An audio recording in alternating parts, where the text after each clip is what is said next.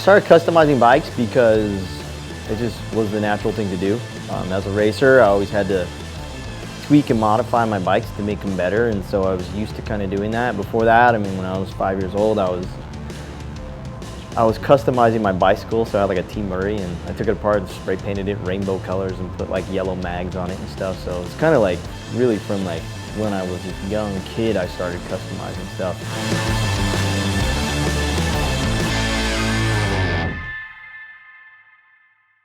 So I started racing in 1992. As I was racing, I was still working as a designer with my dad at Performance Machine. I was starting to design products, and so it was funny because as I was getting better at racing, I was also learning more about design, and I was learning how to bring my ideas to reality, learning 3D programs, learned SolidWorks, and started really developing and figuring out how to get my ideas down and how to transfer that to the machine shop. That was just like this natural evolution, and like being a racer and bringing that racing thought process into developing motorcycle parts. It was really my schooling, the schooling of racing and engineering and breaking stuff and fixing it and developing parts for my bike, developing the engines on the bikes, trial and error, destroying stuff, fixing it, putting it back together. It was a really good school, and one that I couldn't ever hope to duplicate or tell someone how to duplicate. It was just the school of life,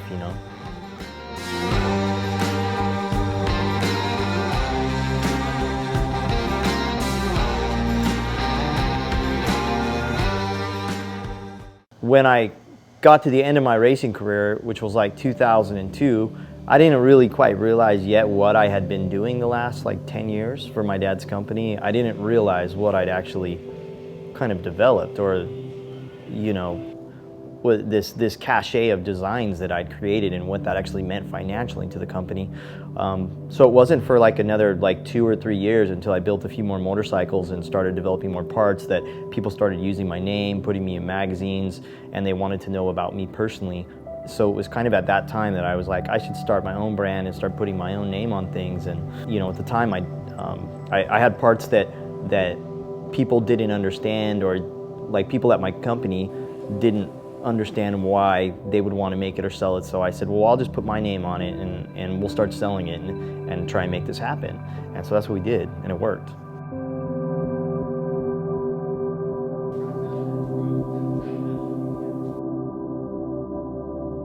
Some bikes, I know exactly what I'm going to do from the minute I see the bike.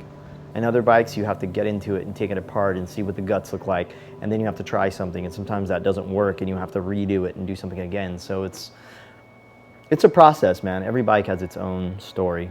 Tires are a huge piece of the puzzle when it comes to the way a bike sits, and especially like what you're gonna do with it these days, with scramblers and cafe racers and trackers and all these different things. Well, your choice of tires really changes how the bike looks, and it changes how the bike sits. So with Dunlop, we've always had like great, there's cool vintage tires, there's flat track tires, obviously there's great road racing tires and motocross tires. So we really have a good choice of rubber to use on custom motorcycles, I like to do things that are definitely out of the box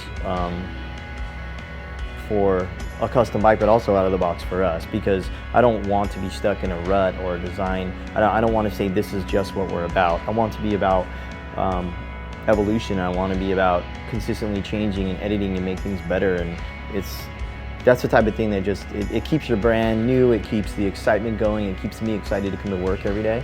But for me to go back and do something I haven't done before gets me re-excited again. And now I feel like just through riding and like building a couple old vintage race bikes and working on TZs and working on two-strokes again, it like has got me re-excited about motorcycles. So I have to do that. I have to do new things to keep me excited and stoked.